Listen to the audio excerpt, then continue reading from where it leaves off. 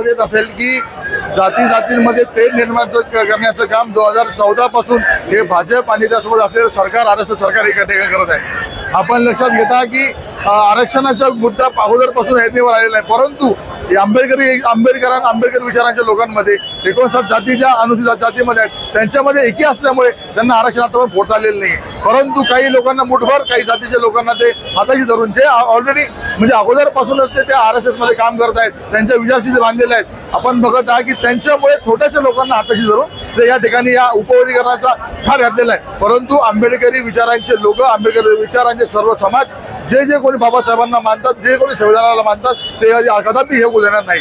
आपण बघत आहात की सरकारला हे घाट त्यांना पुढे लक्षात आहे, कारण की त्यांच्या पुढचे जे इलेक्शन त्यांचे आहे, जे त्यांची राजनीती आहे, त्यांना आंबेडकरीचा तो धोका आहे, आंबेडकर त्यांना विचाराचा धोका आहे। त्यांना माहिती आहे हेच लोक आपल्याला विरोध करू शकतात, कारण याच्यावर ही ताकद आहे। ही ताकद फोडण्याचं जाणून बुजून काम जर कोणी करत असेल ते भाजप आणि RSS सरकार करत आहे। त्यामुळे आमची जी एकता आहे, आमची जे एक वज्रमुठ आहे, आमचे जे एक संघ बांधव आहेत, आम्ही सर्व एकजुटाने एक दिलाने आम्ही या उपवर्गीकरणाला विरोध करत आहोत।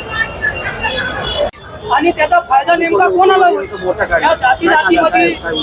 आज जो ऐतिहासिक उपवर्गीकरणाच्या विरोधामध्ये जो आंबेडकरी समाजाने मोर्चा काढलेला आहे, हा मोर्चा ऐतिहासिक आहे, कारण की जे संविधानिक आरक्षण विश्वरत्न परमपूज्य डॉक्टर बाबासाहेब आंबेडकरांनी आम्हाला दिलेलं आहे आणि 59 जातीला हे आरक्षण दिलेलं आहे। पुणे एका जातीला हे आरक्षण देण्यात आलेलं नव्हतं। 59 जातीचा समूह करून समूहाला हे संविधानिक आरक्षण 13% बाबासाहेबांनी दिलं होतं, परंतु काही RSSच्या पिलावळीनं याला विरोध करण्याचं चालू केलेला आहे। या ठिकाणी त्यांनी जातीमध्ये तेढ निर्माण करण्याचं काम केलेलं आहे। यामध्ये त्यांनी दोन जे पिढ्यानपिढ्यापासून जे भाऊभावाचे संबंध ज्या जातीमध्ये होते त्याच्यामध्ये तेढ निर्माण करण्याचं काम केलेलं आहे। परंतु याच्यामध्ये ज्या 59 जाती आहेत, जे समाज बांधव आहेत वेगवेगळ्या जातीचे, तर यांनी या उपवर्गीकरणाला विरोध केलेला आहे।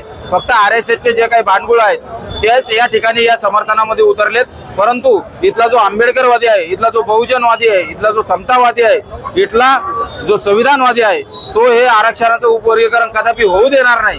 कारण हे आरक्षणाचं उपवर्गीकरण झालं म्हणजे संविधानाची मोडतोड झाली आणि सुप्रीम कोर्ट जस्टिस जे आहेत त्यांनी जो काही निर्णय तत्कालीन वेळेमध्ये दिला होता, परंतु काल परवाचं एक स्टेटमेंट आलेलं आहे, स्वतः केंद्र शासनाने त्यामध्ये सांगितलेलं आहे की या ठिकाणी राज्याला कुठलेही अधिकार आरक्षणाचं उपवर्गीकरण करण्यामध्ये नाहीत। संसदेमध्ये कायदा करावा लागतो आणि त्यानंतरच या ठिकाणचं जे आरक्षणामध्ये जे काही बदल करायचे असतील ते करता येतात।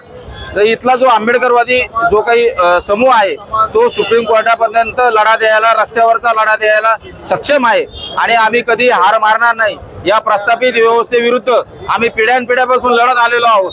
येथील जे काही मनुवादी प्रस्थापित व्यवस्था आहे यांनी अनेक वर्षापासून आमच्या समाजावर, आमच्या बांधावर अन्याय करण्याचा प्रयत्न केलेला आहे।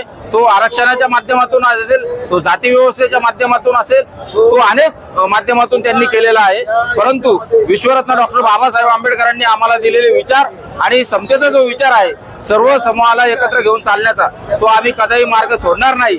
आम्ही जोपर्यंत जगू, जोपर्यंत आमच्या शरीरामध्ये रक्ताचा शेवटचा थेंब राहील, तोपर्यंत आम्ही आरक्षणाचं उपवर्गीकरण होऊ देणार नाही। आणि हे जर सरकारने करण्याचा प्रयत्न केला तर यांना पुढच्या सोडावं लागतील आणि यांना सळो की पळो करल्याशिवाय इथं आंबेडकरवादी समाज सोडणार नाही। एवढं बोलतो, थांबतो। जय भीम, जय बुद्ध, जय भारत, जय असो। विश्वरत्न भारत जय असो। डॉक्टर बाबासाहेब आंबेडकरांचा जय असो।